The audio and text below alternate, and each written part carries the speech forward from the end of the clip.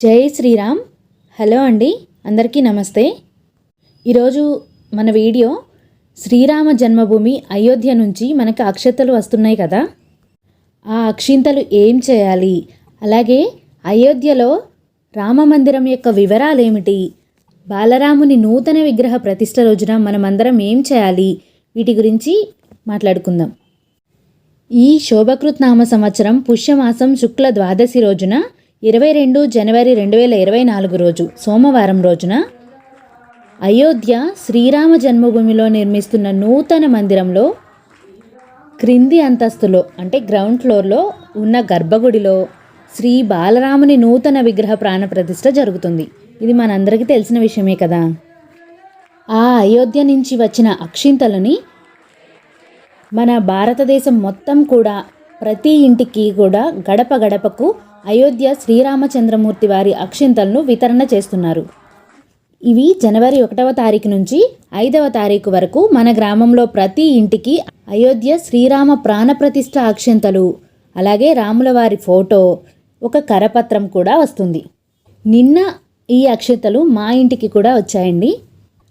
అయోధ్య రామమందిరం నుంచి వచ్చిన అక్షితల కలశాలను ఊరేగింపు చేసి అంటే శోభాయాత్ర చేసి గడప గడపకు అక్షంతలు వితరణ చేస్తున్నారు. మా ఇంటికి నిన్న అక్షంతలు వచ్చాయండి. నేను స్టేటస్ పెట్టగానే కొందరు నన్ను అడిగారు, అక్క ఈ అక్షంతల్ని ఏం చేయాలి అని. అందుకే ఈ వీడియో చేస్తున్నాను. మనకి అక్షింతలతో పాటుగా రామమందిరం యొక్క చిత్రపటము, తీర్థక్షేత్ర కరపత్రము, అలాగే అక్షింతలు ఎలా ఇస్తారు అంటే మృగముద్రలో అక్షింతలు ఇస్తారు. ప్రతి ఇంటికి 5 గ్రాముల చొప్పున అక్షింతలు ఇస్తారు. మృగముద్ర అంటే బొటని వేలు, మధ్య వేలు, ఉంగరపు వేలు కలిపి ఉంచితే వాటి మధ్యలో పట్టినన్ని అక్షింతలు ఇస్తారు. ఈ అక్షింతల్ని ఏం చేయాలి అంటే అక్షింతలు మన ఇంటికి వచ్చిన తర్వాత వాటిని వృద్ధి చేసుకొని దేవుని పూజా మందిరంలో పెట్టుకోవచ్చు. వృద్ధి చేసుకోవడం అంటే మన ఇంట్లో తయారు చేసుకున్న అక్షింతలతో ఈ అయోధ్య నుండి వచ్చిన అక్షింతలు కలుపుకోవాలి. ఇలా వృద్ధి చేసుకున్న అక్షింతలను జనవరి 22, 2024 ఆ రోజున అయోధ్యలో శ్రీ బాలరాముల వారి విగ్రహ ప్రాణప్రతిష్ఠ జరుగుతున్న సమయంలో ఇంటిల్లపాది స్నానాలు ముగించుకొని గ్రామంలోని దేవాలయానికి ఇంటిల్లపాది చేరుకొని పూజలు ముగించుకొని వ్యక్తిగతంగా అంటే ఎవరికి వారే తలపైన ధరించవచ్చు ఈ అక్షింతల్ని. చిన్నపిల్లలకు ఈ అక్షింతలు తలపైన వేసి ఆశీర్వచనం ఇవ్వవచ్చు. అలాగే పెద్దవారి దగ్గర ఈ అక్షింతలతో ఆశీర్వచనం తీసుకోవచ్చు, భర్త ఆశీస్సులు తీసుకోవచ్చు. లక్ష్మీ స్థానమైన బీరువాలో పెట్టుకోవడం మంచిది. పిల్లల పుట్టినరోజు అలాగే పెళ్లి రోజులు ఈ సమయాలలో ఈ అక్షింతలు కొన్ని కలుపుకొని ఆశీర్వచనం తీసుకోవడం మంచిది. శుభకార్యాలలో ఈ అక్షింతలు వినియోగించుకోండి. ప్రతిరోజు కూడా స్నానం చేసి బయటికి వెళ్ళేటప్పుడు ఈ అక్షింతలు కొన్ని తలపైన ధరించి వెళ్ళండి.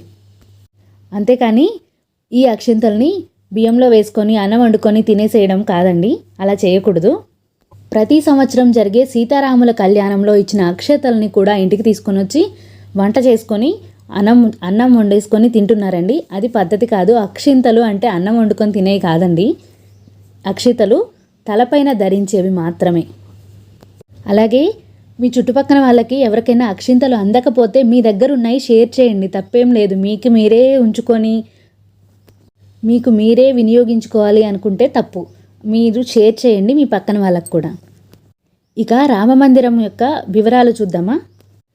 ఎన్నో వందల సంవత్సరాల కళ అండి మన ఈ రామమందిరం. ఈ రామమందిరం 380 అడుగుల పొడవు, 250 అడుగుల వెడల్పు, 161 అడుగుల ఎత్తు ఉంటుంది. ఈ రామమందిరం 3 అంతస్తులతో ఉంటుంది. ప్రతి అంతస్తు 20 అడుగుల ఎత్తుతో 392 స్తంభాలతో 44 ద్వారాలతో ఉంటుంది. గ్రౌండ్ ఫ్లోర్లో క్రింది అంతస్తులో గర్భగుడిలో భగవాన్ బాలరాముని విగ్రహం ప్రతిష్ఠ జరుగుతుంది 22వ తారీఖున.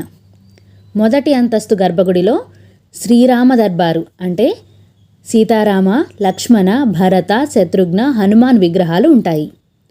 అలాగే నృత్య మండపం, రంగమండపం, సభా మండపం, ప్రార్థనా మండపం, సంగీత మండపం ఇలా మొత్తం 5 మండపాలు ఉంటాయి. ఆలయంలో స్తంభాలు, గోడల మీద దేవీ దేవతల వివిధ రూపాలు ఉంటాయి. ఆలయ ప్రవేశము తూర్పు వైపు సింహద్వారం నుండి 32 మెట్లు ఎక్కి పైకి వెళ్ళి దేవాలయ ప్రవేశం చేయాలి. దివ్యాంగులు, వృద్ధుల కోసం ర్యాంపులు, లిఫ్ట్లు ఉంటాయి. ఈ ప్రాకారపు 4 మూలల్లో సూర్య దేవాలయము, శివాలయము, గణపతి ఆలయం, అమ్మవారి ఆలయం ఉంటాయి. ప్రాకారానికి దక్షిణం వైపున హనుమంతుని ఆలయము, ఉత్తరం వైపున మాతా అన్నపూర్ణ ఆలయము, దక్షిణం వైపున సీతమ్మ వారు ఉపయోగించిన పురాణ కాలపు సీతాకూపం అంటే బావి ఉంటుంది.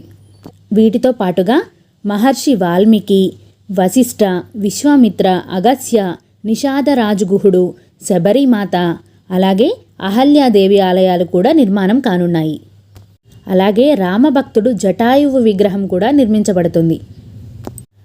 ఇంతటి విశిష్టమైన ఆలయాన్ని మన రాముల వారి జన్మభూమి అయిన అయోధ్యని ప్రాణప్రతిష్ఠ జరిగిన తరువాత అంటే 22వ తారీఖు తరువాత మీకు అనుకూలమైన సమయంలో కుటుంబ సమేతంగా భగవాన్ శ్రీ బాలరాముని అలాగే అయోధ్య నూతన మందిరాన్ని దర్శించుకోవడానికి మీకు అనుకూలమైన సమయంలో వెళ్ళి దర్శనం చేసుకోండి. ఇప్పుడైతే ఈ 22వ తారీఖు అంత రష్లో మనం అయోధ్యకైతే వెళ్ళలేం కదా. అక్కడ బాలరాముని విగ్రహ ప్రతిష్ఠ జరుగుతున్న సమయంలో మనం ఇక్కడ ఏం చేయాలి అంటే జనవరి 22 రాములవారి ప్రాణప్రతిష్ఠ జరిగే రోజున మనకి దగ్గరలో ఉన్న దేవాలయాల్లో లైవ్ ప్రోగ్రాం ప్రాణప్రతిష్ఠ ప్రత్యక్ష ప్రసారం చూడడానికి ఏర్పాట్లు చేస్తున్నారండి. అందరూ కూడా ఉదయం 11 గంటలకు మీకు దగ్గరలో ఉన్న దేవాలయానికి వెళ్ళి ఆ ప్రత్యక్ష ప్రసారాన్ని వీక్షించవచ్చు. శంఖానాదము, ఘంటానాదాలతో హారతి ఇచ్చి స్వామివారి ప్రసాద వితరణ చేద్దాం. కుటుంబ సమేతంగా పాల్గొందాం. ఆలయంలో సామూహికంగా శ్రీరామ జయరామ జయ జయ రామ అనే విజయ మహామంత్రాన్ని అందరూ కలిసి 108 సార్లు జపించండి. వీటితో పాటు హనుమాన్ చాలీసా, సుందరాకాండ, రామరక్షా స్తోత్రము ఇలాంటివి కూడా పారాయణం చేయవచ్చు. ఇప్పటికే హనుమాన్ చాలీసా పారాయణ చేస్తున్న వారు ఉన్నారు. అలాగే ప్రాణప్రతిష్ఠ రోజున సాయంత్రం సూర్యాస్తమయం అయిన తర్వాత దేవతలను ప్రసన్నం చేసుకోవడానికి ఇంటి ముందు కనీసం 5 దీపాలు వెలిగించాలి. ఇంటిని వీలైనన్ని విద్యుత్ దీపాలతో అలంకరించాలి. విశ్వవ్యాప్తంగా కోట్లాది ఇళ్లలో దీపోత్సవ పండుగ జరుపుకుందాం. మనకు ఇది చాలా పెద్ద పండుగండి. ఈ పెద్ద పండుగని సామూహికంగా అందరం కలిసి జరుపుకుందాము. ఈ వీడియోని మీకు తెలిసిన వాళ్ళకి షేర్ చేయండి. దీని ద్వారా వాళ్ళు కూడా రామమందిరం యొక్క విశిష్టత, అక్షతలు ఎలా వాడుకోవాలి అని తెలుసుకుంటారు. మనకి దగ్గరలో ఉన్న ఆలయంలో ఈ కార్యక్రమాలలో పాల్గొని శ్రీరాముని కృపకు పాత్రులమవుదాం. జై శ్రీరామ్.